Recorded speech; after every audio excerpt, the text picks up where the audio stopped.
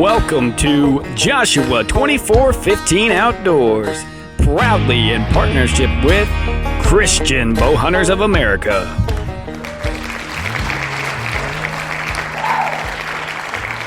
Who's catching fish yesterday? No, I didn't go. I caught a buttload of fish yesterday. Good deal. They was biting like crazy. And you went back to the same place, right? Well, I went on the same property, and it wasn't the same location, but it was the same property. Gosh, I want to get out there. Probably go this weekend. You had to pay me Have to pay you what? to take you to that location. I'm not talking about going to that location specifically. I just want to get fishing. You will be blindfolded when I take you in that location. I promise you that. There will be a full potato sack, 2 of them over your head, tied more tightly. You'll be losing oxygen. They'll be tied so tight. It's because the fish are aplenty. The fish are plenty. It's abundance. You can't. I want to go back to the place I just went to. I want to check it out some more. I got a couple places I want to go to. I'm really wanting to go to that place too. That was a really good looking place. It's a beautiful place. And gosh, when you just stand there and you look around and you see all the deer hunting opportunities as well, it's like a double adventure. It is. I mean, there's opportunities there on that. And the great thing is it's public, and it's just, it's such a beautiful. It's good and bad, because I would reckon that enough people have scouted that place and know what's there and have their stuff set up and come in there, set up in the fall or set up in the summer and go back in the fall. But as long as you have the main majority of your hunting is public ground, you're going to have to deal with that no matter what. Oh yeah, and you gotta use those people to your benefit. You can go further than they go, and then use them as blockers to make deer bypass them and come to you. That's true. That is true. But with that said, that's why I kind of want to discover different parts that nobody's been to. Right. I feel like where I'm at, or where I've been at this past year, is somewhere where not a lot of people go to, if anyone at all. I never ran into a single vehicle coming in or out of that. Right. That bit of property there. Well, it's, when you've got a lot of people on the same piece of property, especially, I reckon, like on public ground, it just almost feels like it's a broken system. Sort of, but that's what I've been used to. Even in Indiana, I was hunting off public ground whenever I did go hunt. Only a couple of times I went with buddies that had other properties. Well, you got to figure out how to take that broken system and rebuild it. Use it to your advantage. Use it to your advantage and rebuild it into what it was meant for.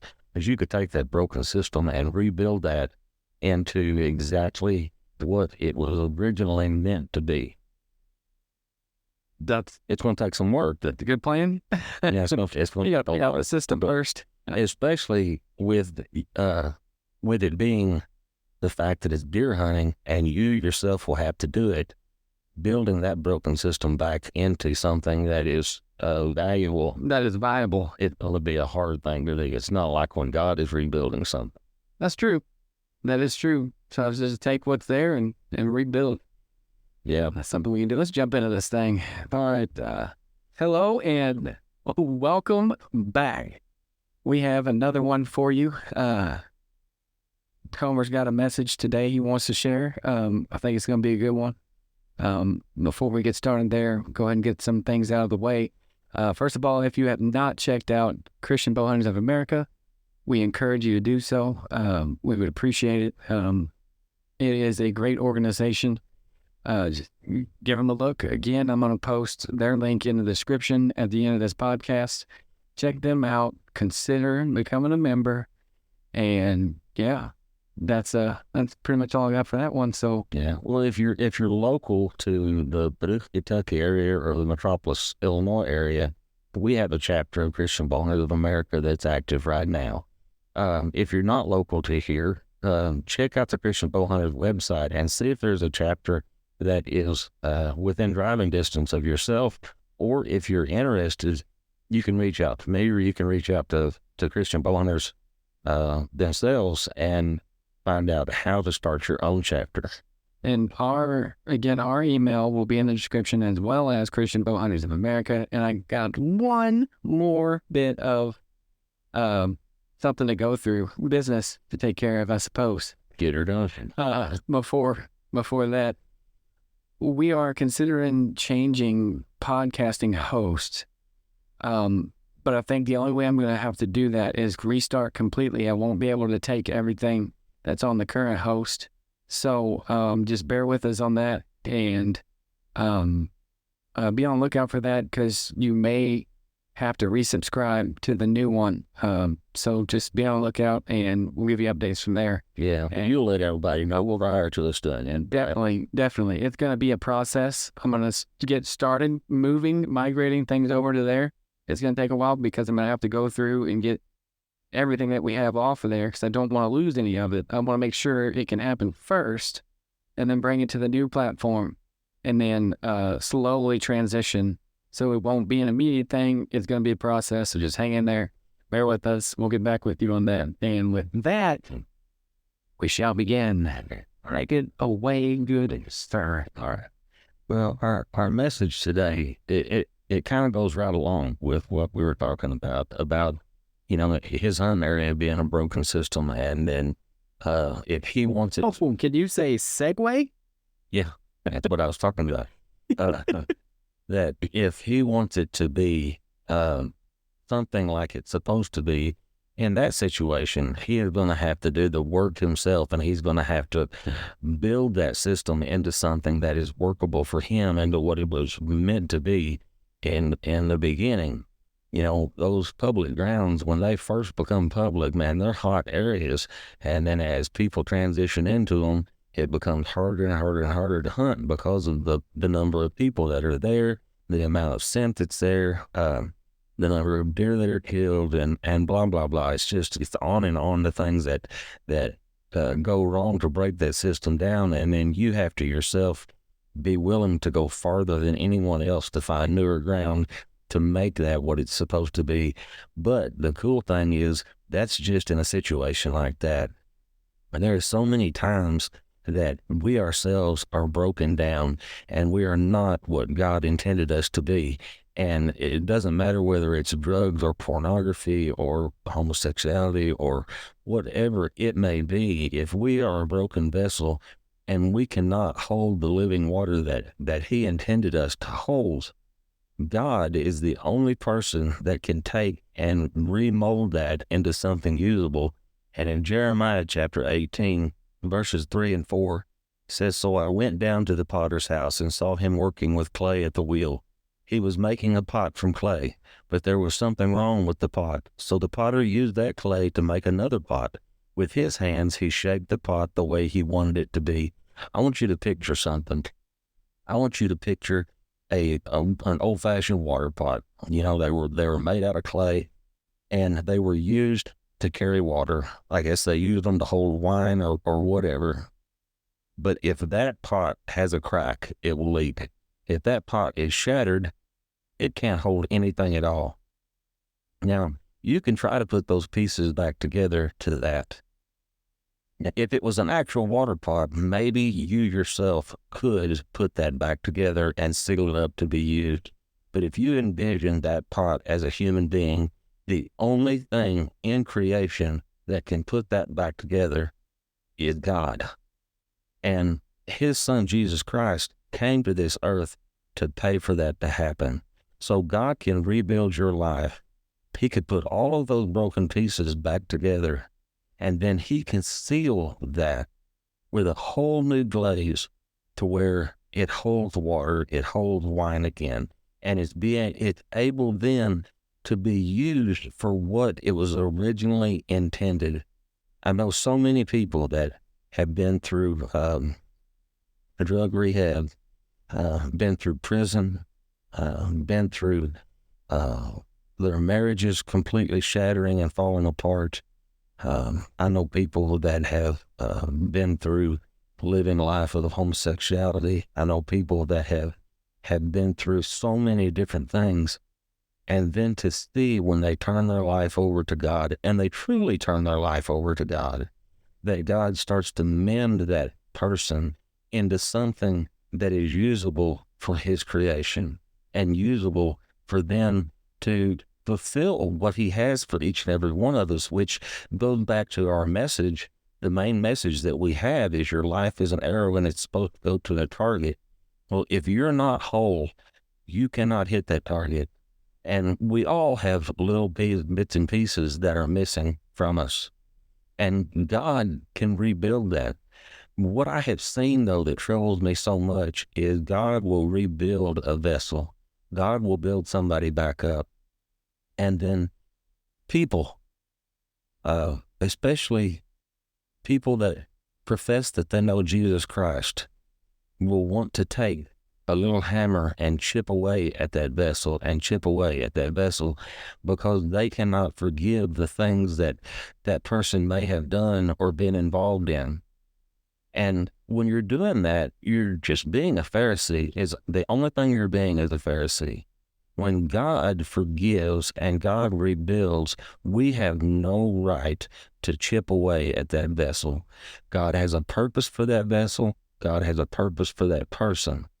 And when we try to destroy something that God has rebuilt, well, I think we're really messing with something dangerous.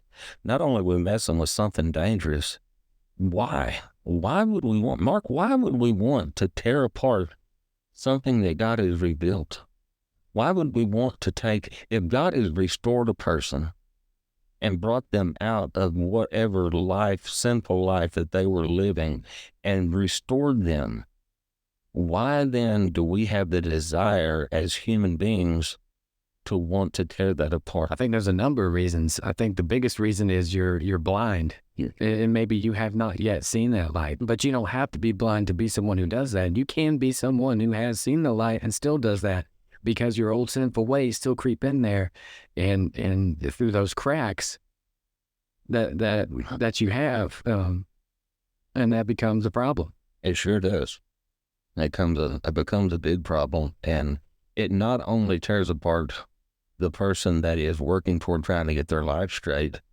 Anytime that you harbor that anger and harbor that resentment towards somebody, you're chipping away at your own vessel.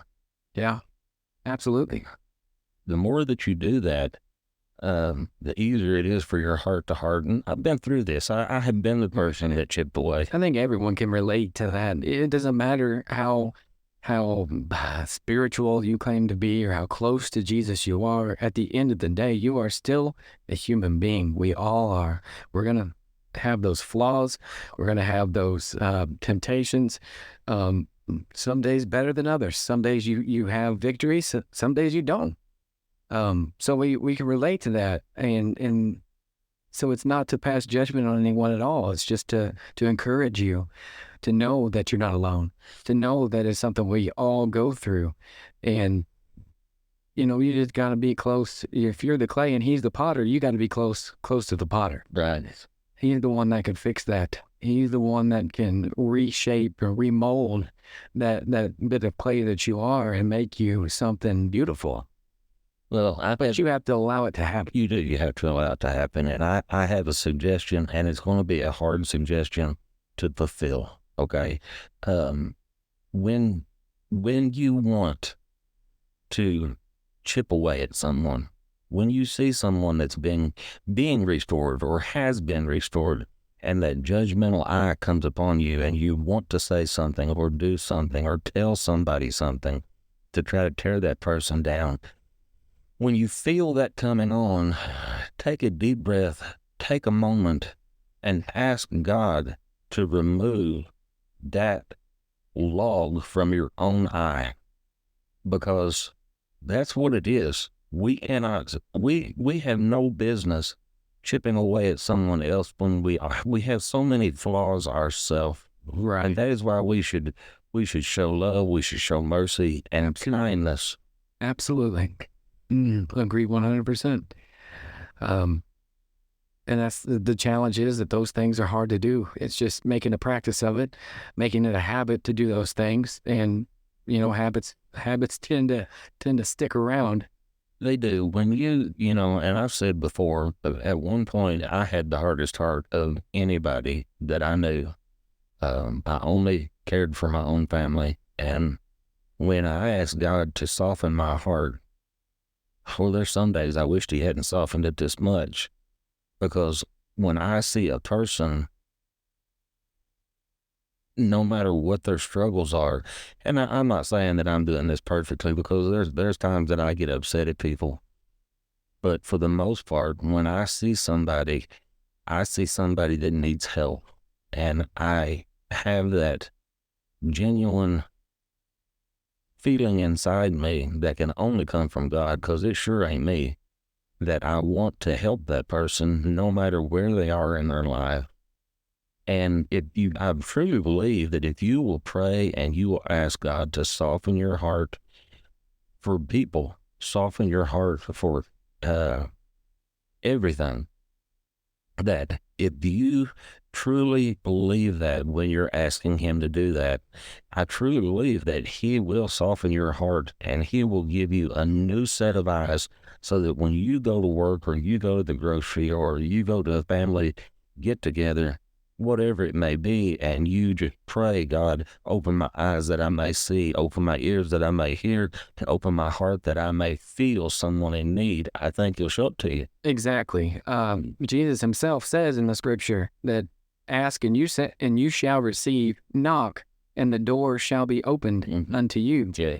But the thing with that is, and I think this is where a lot of us fall short in prayer, because it's so easy to doubt that what you're saying or what you're asking for in prayer will come true. And in true faith is believing in what you can't see. So your prayers ought to be the same way. Believe in what has not yet manifested. Correct. That he will make that manifest. Correct. You have to believe with all your heart that what you're praying for can happen, because he's the one who can make it happen. And there will be people that hear that right there and say, well, you're just convincing yourself in your mind that God is the one that's doing that. But I can tell you, God made the change in me, because from who I was to who I am is like night and day. Yep. That change did not happen because of me believing enough that I just did it myself. That came from God. It was like he touched me that day at that altar, and it did. And it does not have to be at a church, but I was at an altar when I asked that, at a church that I haven't been to. It's been over 30 years probably since I've been in that building, maybe something like that. But the thing is, it don't matter if you're driving. It don't matter if you're sitting in a john boat. It don't matter if you're bass fishing. Lord have me. Or sitting on the riverbank. It does not matter where you are. If you talk to him just like we're talking right now, and you pour your heart out to him and ask him, first off, ask him for salvation. Ask Jesus to be the Lord of your life. If you haven't already done so, it's that simple. Yep. And then ask him, soften my heart so that I can reach people for you. It's not for me. I don't want to reach people for me. I don't want recognition. I don't want a pat on the back. I want to lead people toward Jesus Christ. That's what blows my mind. That right there, the statement you just made, it's so simple, because really it is. And I think a lot of times we have a tendency to overcomplicate what Christianity is. And it's really so simple. It's you commit your life to Jesus Christ. And then you, from that point on, grow in a relationship with him. You don't even have to change who you are. You can't. That's why you need him. All you do is commit your life to him, grow in a relationship with him. He does the rest. So why then, with that said, do people, and this is not to offend anybody or make anybody mad, but I'm sure it's going to, and that's okay. This is my opinion. This is what I believe. Or I just don't see how people can see or maybe they don't see the simplicity of it. Maybe it's not laid out for them the right way. But as simple as it is, why do you find these other religions that require you to do so much With Christianity, it doesn't say that at all. It says done. It's done, and his authority has come as a child. Come as you are. Yeah, you know, it's so simple. That's why you see little children that get They it. get it. They understand it. And they come to him. And when you're an adult, it's so hard for an adult to come to him. Yep. But when it's really amazing when an adult does come to him, and then you see this drastic change in their life, and it's not a change that they themselves could have ever made. Oh, God. And I've got a man that I want us to interview at some point, and they call him the bread man, and he ran a bread route for years and years and years. And fortunately, I was there to be a part of his salvation experience, and to see the difference in that man from who he was to who he is now. It's unreal. Oh, we got to make it happen then. And he will love to do it. Awesome. That's good. That's good to hear. I'd love for that to be a thing. Yeah. We best start to wrap this up. We're kind of running a little long. Yeah, that's all right. Yeah, we'll wrap it up, but just, keep all that in mind. Especially if you're someone listening who has not accepted Christ, just know that it is as easy as it sounds. It is. It's not complicated. You do not have to change yourself. And again, with anything that we've said, know that we're not being judgmental at all. Not whatsoever. All we're trying to do is relate. Yeah. Because we can relate. We've all been we've been in the position of being the vase that is being rebuilt. We've been in the position of being the Christian people, so-called Christian people, that chip away at someone else that is being restored. We've been in all of those positions, and after you've been in all those positions, and you can relate to every aspect of it, then you could speak on it. You can speak on it in a way that relates to everyone else. Yeah. So that we're all on the same page. Absolutely. So we want to thank you again for joining us. We want to thank you for sticking around and being with these podcasts. We hope, as usual, that you would spread the word about the podcast, help get us out there, and so more people can hear. Hopefully the messages are good. I feel like they are, but I got a bias. So yeah, but the thing is, we are saying what God is laying on our absolutely. heart. So as long as we're saying what God's laid on our heart, and we're saying it in a way that anyone can understand it, because we're simple people. And it's I'm a simple person. And it's a simple, Christianity is simple. It's a simple message. We don't have to overcomplicate it. That's right. Anyways, thanks again. We're glad you're here. We hope you stick around. Remember, if you have not checked out Christian Bowhunters of America, I don't mean to be repetitive, but please, just check them out and consider joining. I think it's worth it. What do you can also check out. I have a Facebook page that me and my wife run. It's called Joshua 2415 Outdoors Ministry. It's tied to my regular Facebook page of Brian Comer, but we try to keep any events that we're going to have on that Joshua page, and generally anything I share on my regular page, I share it onto that page. But go and check that page out and see if there's something on there that you like. There's just no telling where this can go, guys, because that's all about God. 100%. And with that, we thank you again, and God bless you. God bless.